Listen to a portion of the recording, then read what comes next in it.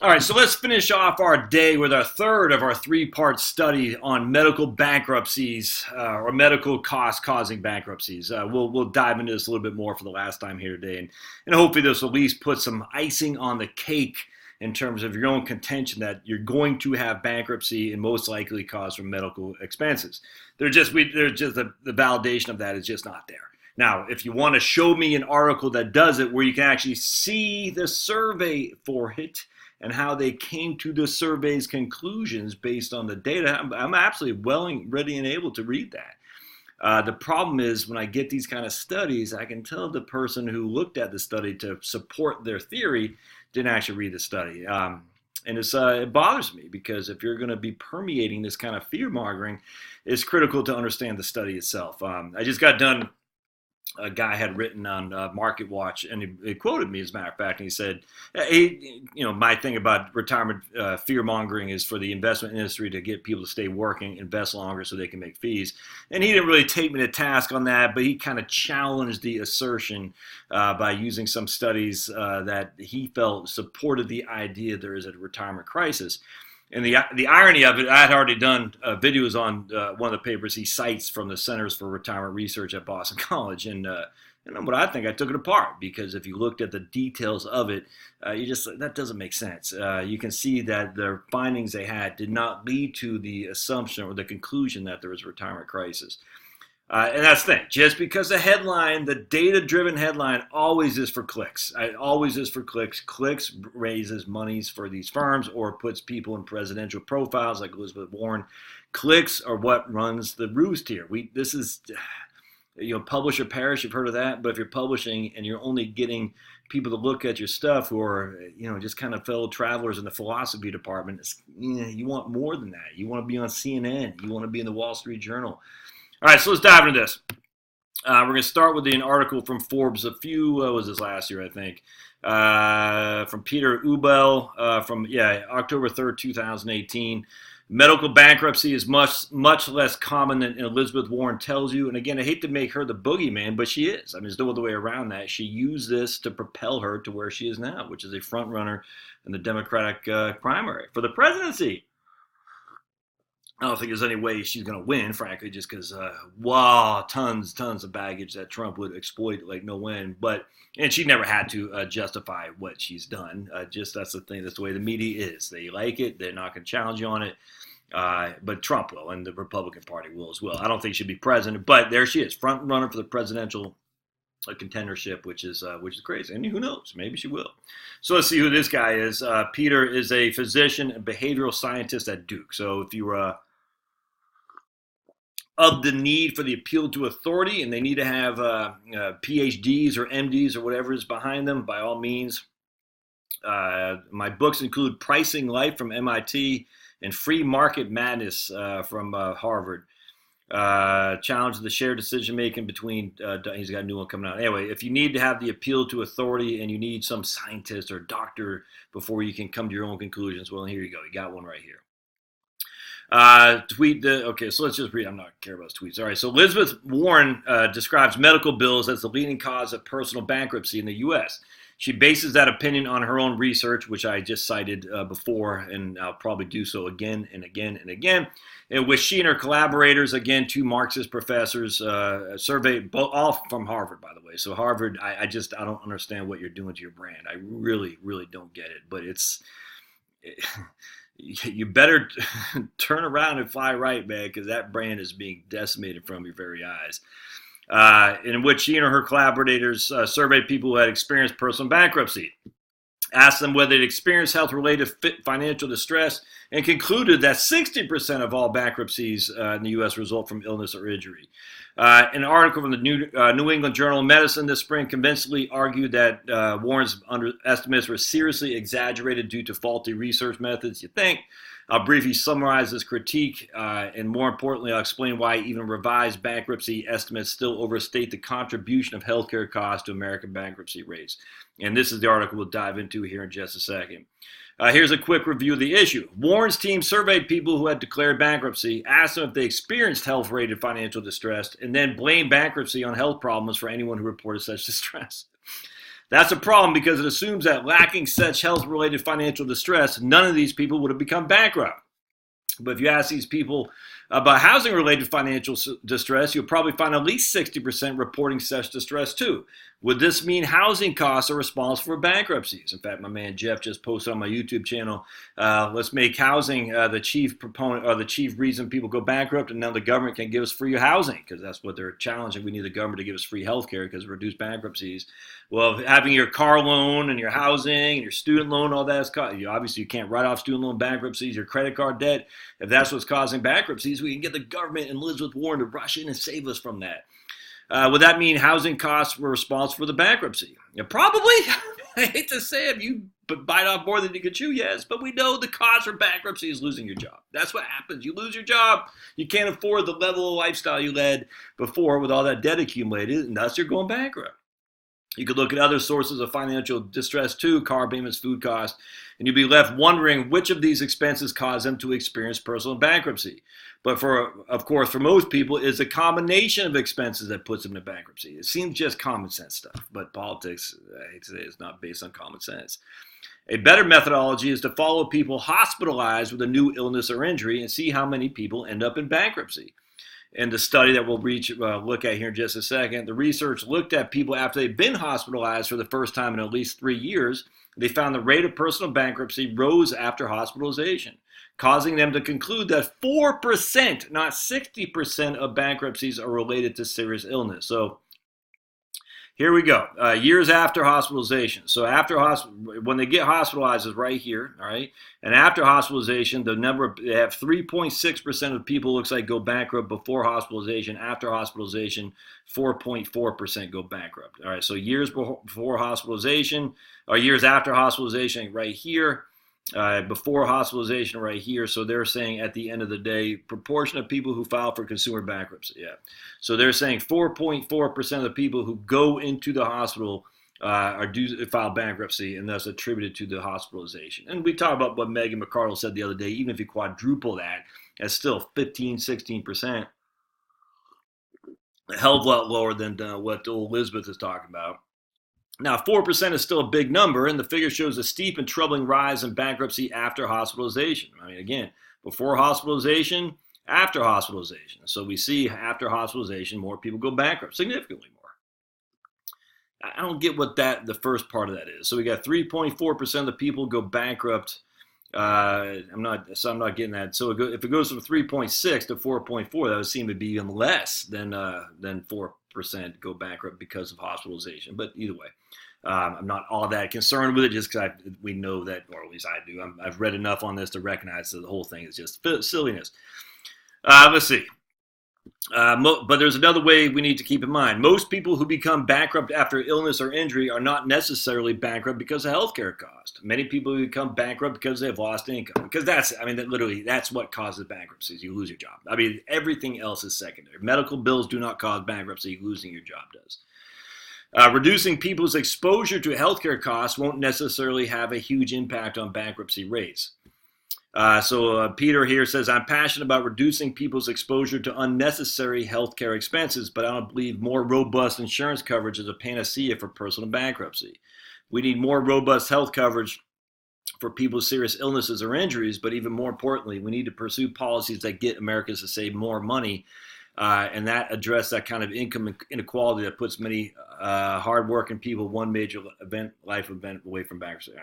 Whatever. I mean, okay, I'm not sure what that means, but no, it's one major life event. You lose your job, but that's what it comes down to. You lose your job, you're going to deal with bankruptcy. It's just weird. The same guys at Forbes and all these other places who are, knee deep in China, Trump, tariffs, and all that, don't see the inevitable obviousness of what they're talking about here, which is unmitigated immigration and unmitigated trade with which countries that want to doom us. I just don't understand. That hurts job creation in the United States for Americans. It might not hurt it for the Chinese or immigrants coming here, but it hurts it for Native Americans and American citizens who were not born here but now have become American citizens because they're dealing with low-cost labor. And anytime you're dealing with low-cost labor, you're more inclined to lose your job.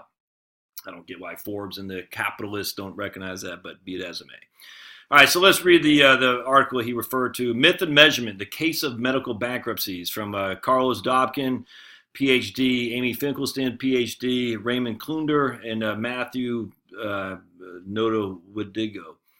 All right, from the New England Journal of Medicine, which is this exact paper. So let's go. We're just going to read the preface, and we'll end it here, and we'll be done with this whole topic for probably another 6 months. During the push to pass the Affordable Care Act, Obama often described the crushing cost of health care that was causing millions of Americans to live every day just one accident or an illness away from bankruptcy. And he repeatedly stated that the high cost of health care causes a bankruptcy in America every 30 seconds. Stories of illnesses and injuries with financial consequence were so severe that they caused households to file for bankruptcy. Were used as a major argument in support of the Affordable Care Act. In 2014, Elizabeth Warren and Sheldon Whitehouse from Rhode Island cited medical bills as a leading cause of personal bankruptcy. When introducing the Medical Bankruptcy Fairness Act, which would have made the bankruptcy process more forgiving for medically distressed debtors. And guess what? I don't think it would have passed a Republican-controlled House. But guess what would have happened? Magically, you would have more people claiming health costs was a reason for the bankruptcy. See, we had to pass this bill in order to prevent more people from filing bankruptcy because of health costs. And you say, well, now we got more people using medical bankruptcies to file for bankruptcy. You can see, I mean, come on, man. You don't have to be a rocket scientist to realize that politics leads to behavior. It's just incentive. You don't get fairness treatment in bankruptcy because you're freaking smoking dope and you can't go to work because you're too high. But you do get medical fairness treatment for bankruptcy because that smoking dope allowed you to say you're sick and you couldn't pay for your health or your battle, whatever the hell it is, and so you're filing bankruptcy. The exact same person, which way is he going to pick? He's going to pick door number 2 and say his bankruptcy was caused by medical issues, not because he chose to partake in illicit activity. I mean, of course. So then Elizabeth Warren said, we didn't do enough. Now we got to do more because look how many more people are filing for bankruptcies. But it turns out that existing evidence for medical bankruptcy suffers from a basic statistical fallacy. When we eliminated this problem, we found a compelling evidence of the existence of medical bankruptcies, but discovered that medical expenses cause many fewer bankruptcies than has been claimed. Policymakers' beliefs about the frequency of medical bankruptcies are based primarily on 2 high-profile articles that claim that medical events cause approximately 60% of the bankruptcies. And the articles are from Warren and Himmelstein and his Marxist patriot, I forgot her name, Stephanie, something like that, fellow traveler. In these studies, people who had gone bankrupt were asked whether they experienced health-related financial stress, such as substantial medical bills or income loss due to illness. People were also asked whether they went bankrupt due to medical bills. People who reported any of these events were described as having experienced a medical bankruptcy. So if you said yes to any of them, you were described as having a medical bankruptcy. This approach assumes that whenever a person who reports having substantial medical bills experiences a bankruptcy, that bankruptcy was the cause of the medical debt. The fact that, according to CFPB, which Warren essentially founded, about 20% of Americans have substantial medical debt, yet in a given year, less than 1% of Americans file for personal bankruptcy, suggests that this assumption is problematic. 20% of Americans have substantial medical debt. In a given year, only 1% of Americans file for bankruptcy. So obviously there's no correlation. Clearly, many people face medical debt but do not go bankrupt exactly. Even after correcting for overly broad definitions of medical expenses, the existing widely cited evidence on medical bankruptcy is built on the fallacy that when 2 things occur, there is necessarily a causal relationship between them. And I like this analogy. Suppose we want to know which factors increase a person's chance of becoming a technology billionaire. Investigation of recent technology giants might suggest that dropping out of college is a high return strategy. Look at Bill Gates, Steve Jobs, and Mark Zuckerberg. Dropping out of Harvard seems to have a particularly high payoff. By examining only college dropouts who have already become technology billionaires rather than all college dropouts, this analysis misses the fact that most college dropouts do not go on to lucrative careers in the tech business. So you're only going to focus on Zuckerberg, Steve Jobs, and Bill Gates. Say, oh, we got to put two and two together. You should drop out of college. And inherently that would have a correlation between becoming a millionaire, billionaire. A similar problem pervades the current literature on medical bankruptcy. The studies mentioned here above examine only the experiences of people who actually went bankrupt, But it's impossible to defer the role of medical expenses in causing bankruptcy without information on the share of the population with large medical expenses who did not go bankrupt. To estimate the share of bankruptcies caused by medical factors, we therefore selected a sample of people who are admitted to the hospital in California and tracked information on their annual credit reports, including whether or when they filed for bankruptcy. Because we examine the relationship between when people go to the hospital and the timing of bankruptcy, we were able to estimate the increase in bankruptcy filings caused by illness or injury rather than the fraction of people filing for bankruptcy who happen to have substantial medical expenses. Our study was based on a random stratified sample of adults 25 to 64 years old who between 2003 and 2007 were admitted to the hospital for a non-pregnancy stay for the first time in at least 3 years. We linked more than 500,000 such people to their detailed credit report records from the period between 2002 and 2011, and they show a scattered part of their analysis. The results show a clear effect of hospital admission on bankruptcy. They aren't saying there is no cause there. They're saying if you're admitted to the hospital, you're higher probability to go bankrupt. That's a fact.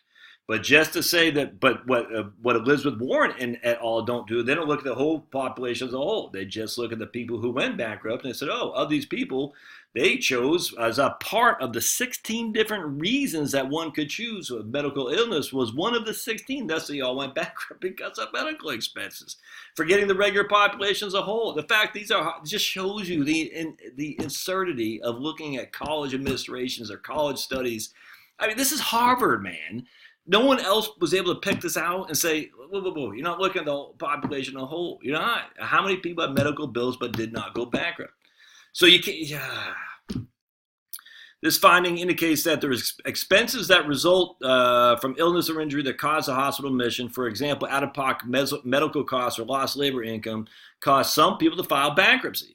However, the magnitude of the bankruptcy effect is much smaller than previously thought. We estimate that hospitalizations cause only 4% of personal bankruptcies among non-elderly U.S. adult, which is an order of magnitude smaller than previous estimates described above. All right. So I'm not going to get you. I'll put a link to the show notes here. Let's see here, and you can see the studies from Helvestein, Warren. I've already talked about a couple of those. Anyway, so that's good stuff. I love it.